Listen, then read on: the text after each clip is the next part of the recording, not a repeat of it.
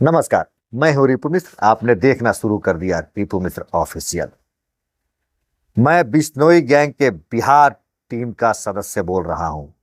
अपने सांसद पप्पू यादव को बता दो कि हम 5 से 6 दिनों के अंदर मार देंगे। माफी मांग ले, नहीं तो 5 से 6 दिनों के अंदर काम तमाम हो जाएगा। कहता है ना कि जगह बताओ समय बताओ, तो यह राजनीति का अखाड़ा नहीं है कि हम जगह बताएं और समय बताएं। यहाँ माफी नहीं मांगने वाले को जान से मार देते हैं। आदेश मिल गया है, हम पटना तक पहुंच गए हैं। अगर पप्पू यादव बिश्नोई साहब से माफी नहीं मांगते हैं तो 5 से 6 दिनों के अंदर मार दिए जाएंगे। इसके पहले जो आपको फोन किया गया था, 24 घंटे का समय दिया गया था, लेकिन अब हम स्पष्ट रूप से बता रहे हैं कि हम पटना तक पहुंच गए हैं। अगर माफी नहीं मांगते हैं तो 5 से 6 दिनों के भीतर पप्पू यादव को हम मार देंगे। यह कहना है लॉरेंस बिश्नोई गैंग के बिहार के सदस्य लाल बाबू राय का, जिन्होंने व्हाट्सएप कॉलिंग के माध्यम से किसी पप्पू यादव के चाहने वाले को फोन करके बताया है कि 24 घंटे की बात छोड़िए, अब हम पटना तक पहुंच गए हैं और हम बहुत जल्द 5 से 6 दिनों के अंदर पप्पू यादव को मार देंगे। उन्होंने इतना तक बताया कि जब चाहो जहां चाहो बता दो, देख लेंगे, समझ लेंगे। जिसे मारना है मार दे, जिसे जो करना है करे, मैं तो अपना काम कर रहा हूं।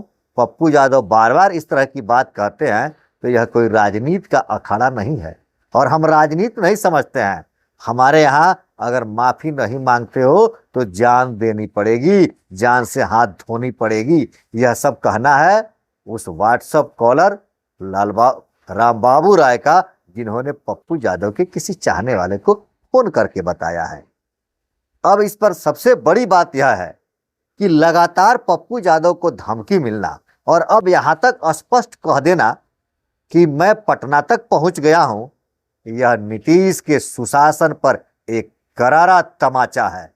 जिस राज्य को सुशासन की सरकार कहते हैं और जिसे मोदी जी भी कह रहे हैं सुशासन मॉडल की सरकार, कहीं ना कहीं यह बात मोदी के उस विचारधारा की सुशासन मॉडल की सरकार को धता बता रहा है। लेकिन एक और चीज है इसमें कि फोन करने वाला व्हाट्सएप कॉलिंग करता है।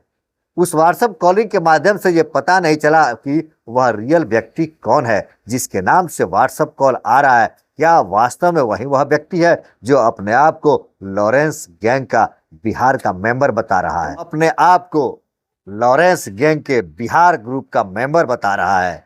क्या इस तरह से व्हाट्सएप पर किसी को धमकी देना, बार बार धमकी देना, क्या यह आज के डिजिटल मीडिया पर भी एक धब्बा पहुंचा रहा है? क्या व्हाट्सएप जैसे सोशल मीडिया एप्लीकेशन पर इस तरह की धमकी दी जा रही है तो क्या अब हम इस डिजिटल जमाने में सोशल मीडिया जैसे एप्लीकेशन को बैन करना पड़ेगा? क्या इस तरह के एप्लीकेशन का लोग गलत उपयोग कर रहे हैं? डिजिटलाइजेशन के तरफ बढ़ रहे भारत में अगर इस तरह से डिजिटल प्लेटफॉर्म पर और डिजिटल रूप से धमकी दिया जा रहा है तो क्या अभी हमारी सरकार इतनी भी इस डिजिटल जमाने में सतर्क और सशक्त नहीं हुई है कि इस डिजिटल धमकी देने पर उस व्यक्ति की पहचान हो सके, उसकी शिनाख्त हो सके? जबकि जांच एजेंसियों को काफी मशक्कत करना पड़ रहा है, ना को चने चबाना पड़ रहा है इस तरह के डिजिटल क्राइम को रोकने में, डिजिटल क्राइम को पकड़ने में। तो क्या भारत इसी डिजिटल युग की बात कर रहा है? क्या यह डिजिटल युग हमारे लिए एक सुविधाजनक है या सतर्कता के अभाव में, सुरक्षा के अभाव में यह हमारे लिए एक नुकसानदायक हो रहा है? अभी तक पप्पू यादव को 26 बार धमकी मिल चुकी है। हालांकि सरकार से वो सुरक्षा बढ़ाने की गुहार भी लगाए हैं, लेकिन इसी बीच उनके एक मित्र ने उन्हें एक बुलेट प्रूफ गाड़ी दिया सुरक्षा की दृष्टि से उनको और मजबूत करने के लिए। लेकिन क्या सरकार इसके लिए क्या कदम उठा रही है? सरकार इसके लिए क्या पहल कर रही है? क्या भारत जैसे देश में व्हाट्सएप पर धमकी मिलना और सरकार उस धमकी को और धमकी देने वालों को ट्रेस नहीं कर पा रही है तो क्या भारत में इस डिजिटल जमाने में व्हाट्सएप जैसे एप्लीकेशन को बैन करना पड़ेगा? क्या सरकार व्हाट्सएप जैसे एप्लीकेशन को बैन करेगी या सरकार कॉरपोरेटरों के हाथ का कठपुतली बनी रहेगी और कॉरपोरेटरों के लिए काम करेगी। सरकार देश राज्य की जनता के लिए होती है, न कि कॉरपोरेटरों के लिए होती है। अब यह देखना बड़ा दिलचस्प होगा कि क्या भारत सरकार, बिहार सरकार पप्पू यादव की सुरक्षा की कोई प्रबंध करती है।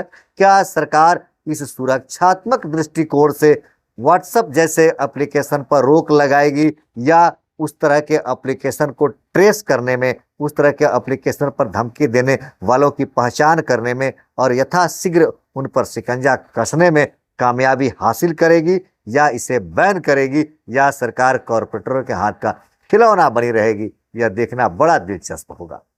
देखते रहिए रिपु मिश्रा ऑफिशियल। धन्यवाद।